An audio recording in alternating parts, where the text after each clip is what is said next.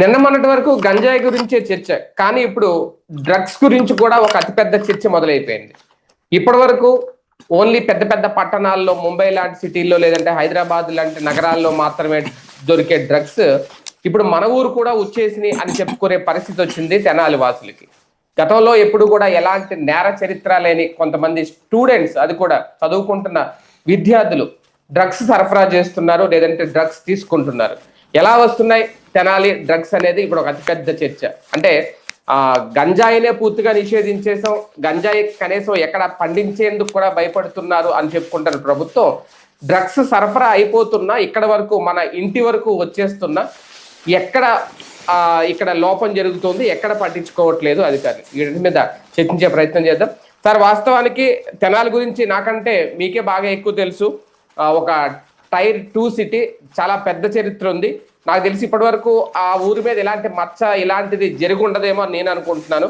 కానీ ఇప్పుడు జరిగిన దాన్ని చూస్తే ఎలా చూడాలి అంటే, స్టూడెంట్సే అలాగ వాటికి బానిస అయిపోయి డ్రగ్స్ ఇక్కడ వరకు తీసుకొచ్చేస్తున్నారా, లేదంటే నియంత్రణ లోపం వల్ల? ఎందుకంటే విదేశాలు ఎన్నో ఎయిర్పోర్ట్లు దాటి ఇక్కడికి రావాలి, అదే మన ఇంటి వెనకాల పండించుకునే పంట కాదు.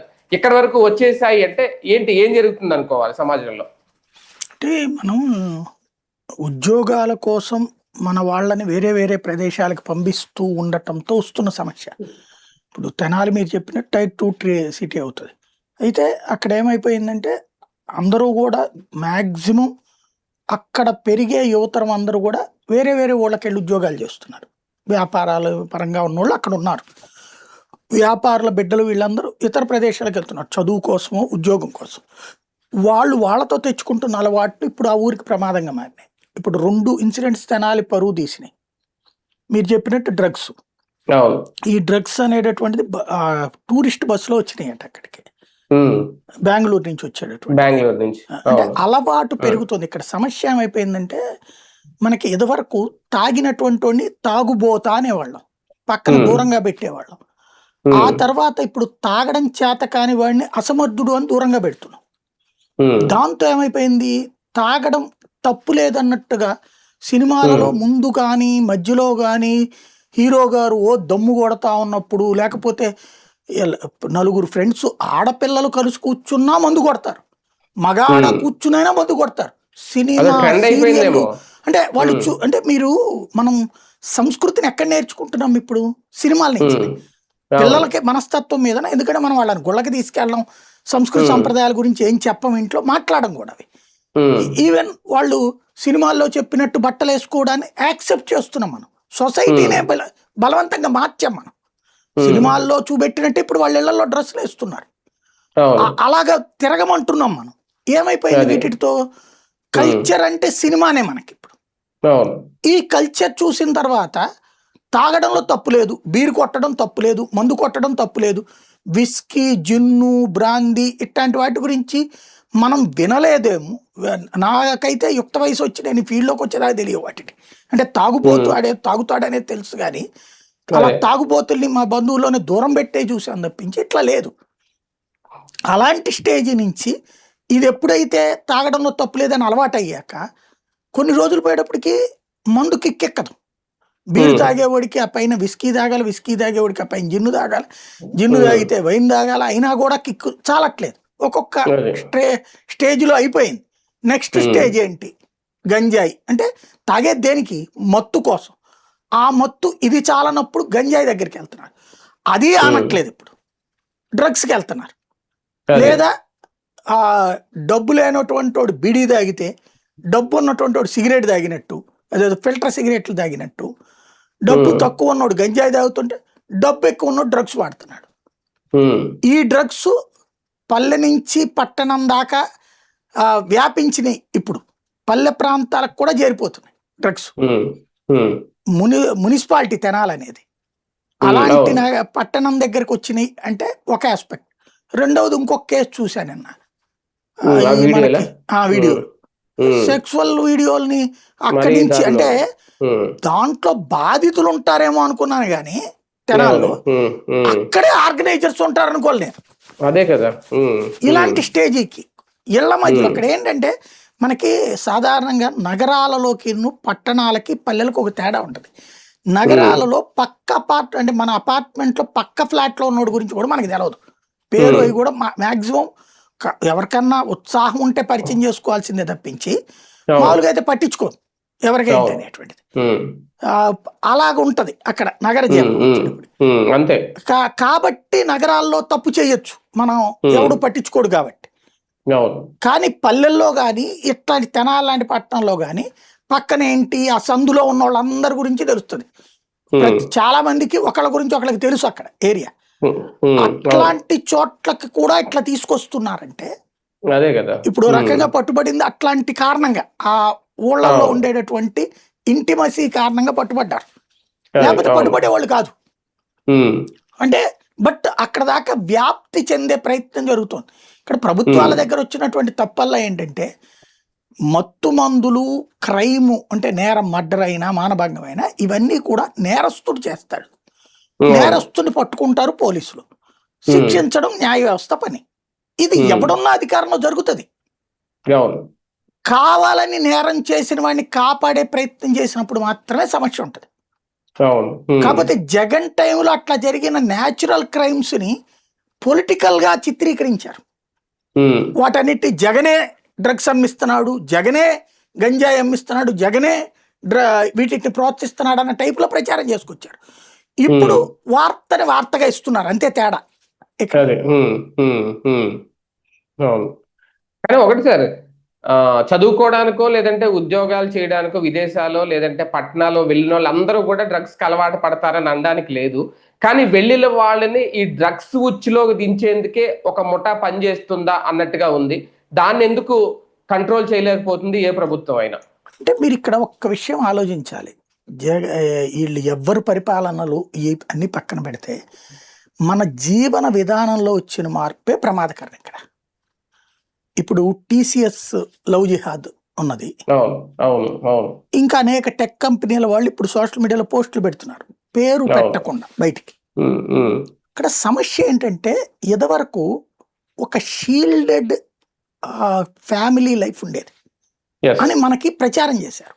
వాస్తవంగా రియలిస్టిక్ ఫ్యామిలీ లైఫ్ అప్పుడు ఉంది. ఉమ్మడి కుటుంబ వ్యవస్థలో బాబాయిలు, పెద్దనాన్నలు, పెద్దమ్మలు, పిన్నులు, మేనత్తలు, మేనమామలు, వాళ్ళ పిల్లలు, ఇది ఒక ప్రపంచం మనకి. మనం ఏదైనా దారి తప్పుతుంటే సిగరెట్ తాగాడు, లేకపోతే చుట్టూ, లేకపోతే ఇంకొకటి తేడా చేస్తున్నాడు అమ్మాయి పట్ల ప్రవర్తనలో అంటే వీళ్ళలో ఎవరో ఒకళ్ళు కనిపెడతారు. ఎందుకు? చుట్టూ ఉన్నవాళ్ళు ఈ 20 మందో 30 మందో 40 మందో ఎప్పుడు కలుస్తూ ఉండేవాళ్ళు. అప్పుడు కుటుంబ సంబంధం అంటే బంధుత్వాలు అనేటటువంటిది విపరీతమైంది ఉండేది. ఒకరికొకరు కలుస్తూ ఉంటారు. కలిసినప్పుడు ఏంటమ్మో మీ వాడు కొంచెం అమ్మాయిని జాగ్రత్త వేరేగా చూస్తున్నాడు, కొద్దిగా చూడు, వాడికి చెప్పు అంటే ఏంట్రా అని అప్పుడే అందరు కూర్చోబెట్టి క్లాస్ పీకుతారు. వీడు రెండోసారి అమ్మాయి పట్ల అసభ్యంగా చూడటానికి భయపడతాడు. అలాగే సిగరెట్, వాడు పెదాలు చూడు ఏదో నల్లగా కనబడతానే, ఏందో సిగరెట్ తాగుతున్నట్టున్నాడు చూడు, లేకపోతే బిల్లి తాగుతున్నాడు ఏం చూడు అంటే వెంటనే ఫాలో అప్ చేస్తారు వాళ్ళు. మందు ఈడు కొద్దిగా మత్తుగా ఉన్నాడు అంటే ఏంట్రా నీకు మందు ఏంట్రా, ఈ వయసు ఏంట్రా, ఇది ఒకళ్ళు చెప్పలేకపోయినా, అమ్మ చెప్పలేకపోయినా మేనమామ మాట్లాడతాడు, లేకపోతే మేనత్త అడుగుతుంది, నిలదీస్తుంది, ఇట్లాగా 10 మంది మాట్లాడతారు. కాబట్టి తప్పు చేయడానికి, తప్పని చెప్పడానికి సమాజం ఉంది మన కుటుంబ వ్యవస్థ. దాన్ని మనం ఎలా ఫీల్ అయ్యాం? ఇదంతా ప్రెషర్ మనకి, నా స్వేచ్ఛకి భంగకరం, నా జీవితానికి వీళ్ళెవరు అనేటటువంటిది బిగిన్ అయింది. అది గత 20-30 ఏళ్ల నుంచి పతాక స్థాయికి జరిగింది. మన అమ్మమ్మల టైంలో ఉమ్మడి కుటుంబం ఉంది, మన అమ్మల టైంకి వ్యక్తి కుటుంబాలు వచ్చేసినాయి. మనం అట్లా వాడేవాడు మనకి చెప్పడానికి, మన అబ్బాయికి చెప్పడానికి ఆడేవాడు, వాళ్ళమ్మాయి మన అమ్మాయికి చెప్పడానికి ఆడేవాడు, వాళ్ళెవరు అదెవత్తి, ఇట్లాగా మాట్లాడుకుని ఇండివిజువల్ ఫ్యామిలీస్ వచ్చేసి గత కొన్ని ఏళ్ళు. ఈ ఇండివిజువల్ ఫ్యామిలీస్ ఒక 10 ఏళ్ల క్రితం నుంచి ఏమైపోయింది, కంప్లీట్ ఐసోలేటెడ్ ఫ్యామిలీస్ గా మారిపోయినాయి. ఈ వాట్సాప్లు వచ్చాక పెళ్లిళ్ళు ఫంక్షన్లకు వెళ్ళడానికి కూడా తగ్గిపోయింది. వెళ్ళినా అక్కడ వీడియోలు చూసుకుంటా కూర్చుంటున్నాం అంతే.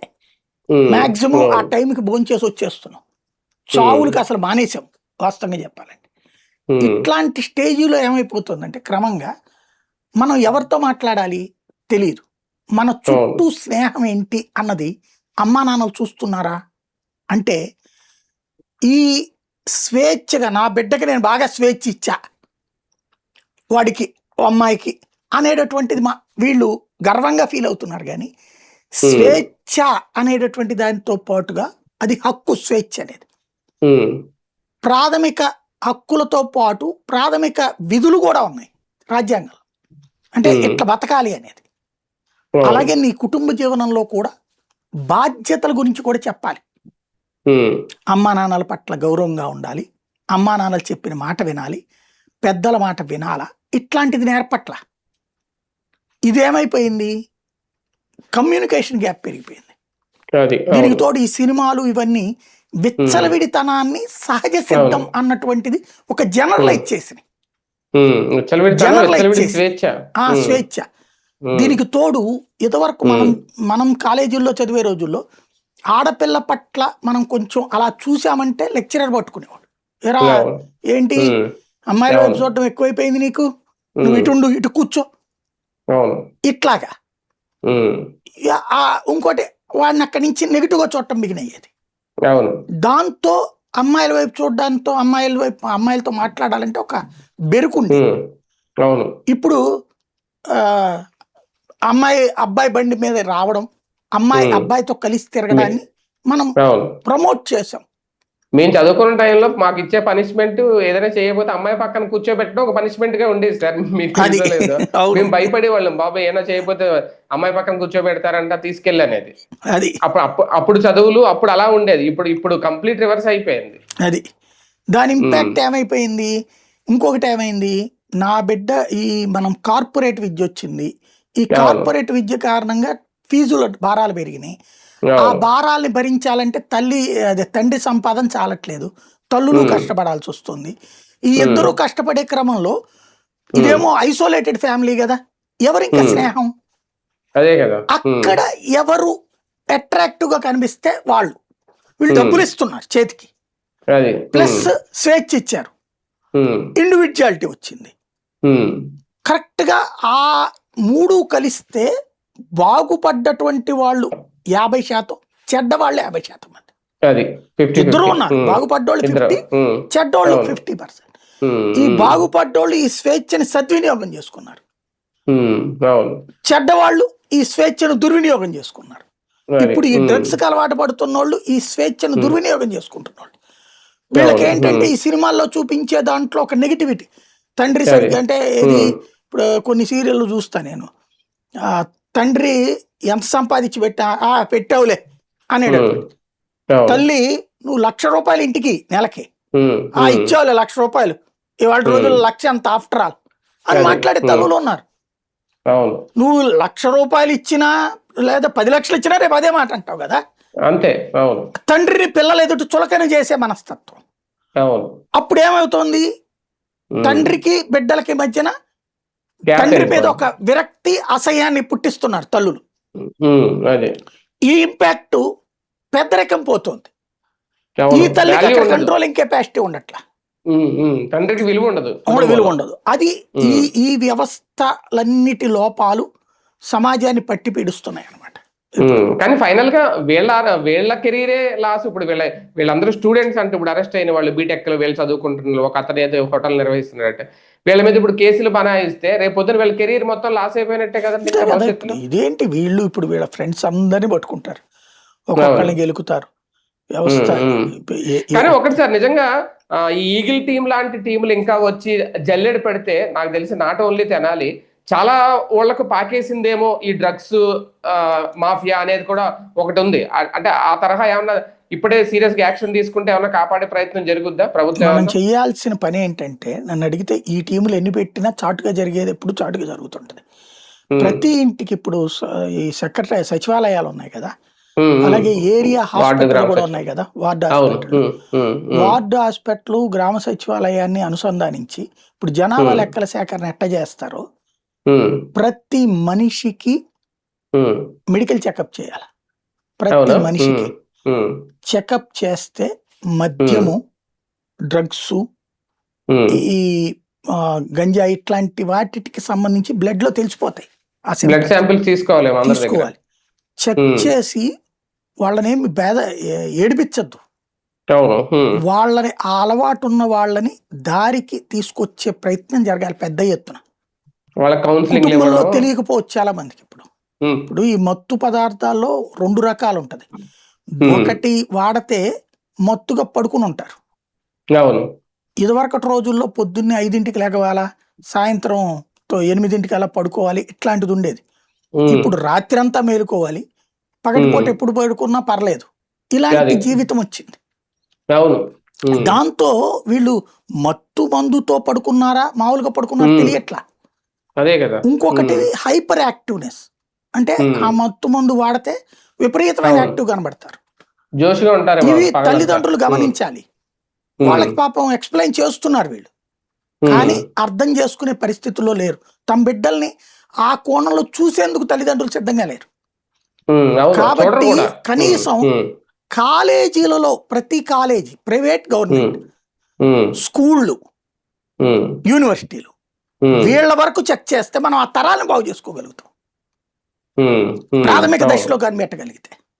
కానీ ఒకటి, ఇది తెనాలి గ్రామంలో ఉన్న పేరెంట్స్ కి కూడా ఒక బిగ్ అలర్ట్ అని అనుకోవచ్చా సార్? అసలు తెనాలి ఇంకా పక్కా పల్లెటూర్లు, మన మంగళగిరిలో దొరకలే డ్రగ్స్. అవును, అవును. తెనాలి కంటే చిన్నది అది మున్సిపాలిటీ. ఇది అన్నది ఏం లేదు. ఇదివరకు మందు తప్పు, ఇప్పుడు మందు రొటీన్. మందు అంటే అదేదో టీ తాగడానికి అన్నట్టు బిహేవ్ చేస్తున్నారు. సిగరెట్ అనేటటువంటిది అది సీరియల్స్ లో వీటిలో కూడా ఆడపిల్లలు సిగరెట్లు తాగడానికి గ్రేట్ గా చూపెడుతున్నారు, మందు గ్రేట్ గా చూపెడుతున్నారు.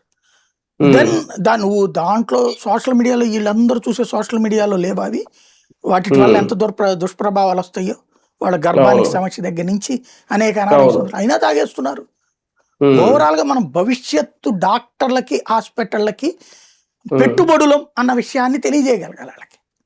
అంటే ఒక రకంగా ఆరోగ్యాలు పాడు చేసుకుంటున్నారు, కెరీర్ కూడా నాశనం చేసుకుంటున్నారు యువత దీనివల్ల. రైట్, చూద్దాం. ఇది అంటే తెనాలనే కాదు, ఒకవేళ నిజంగా గనక అన్ని జల్లెడ పడితే అన్ని గ్రామాల్లో, అన్ని ఊళ్ళల్లో కూడా ఇది ఇప్పటికే విస్తరించేసిందా, పాకేసిందా, దీని మీద ప్రభుత్వం ఎలాంటి చర్యలు తీసుకోవాలి కూడా. ఎందుకంటే ఇది సమాజానికి సంబంధించి, యువత భవిష్యత్తుకు సంబంధించి, ఆరోగ్యాలకు సంబంధించిన అంశం. మరి దీని మీద ముందు ఎలాంటి నిర్ణయాలు తీసుకుంటారో చూద్దాం.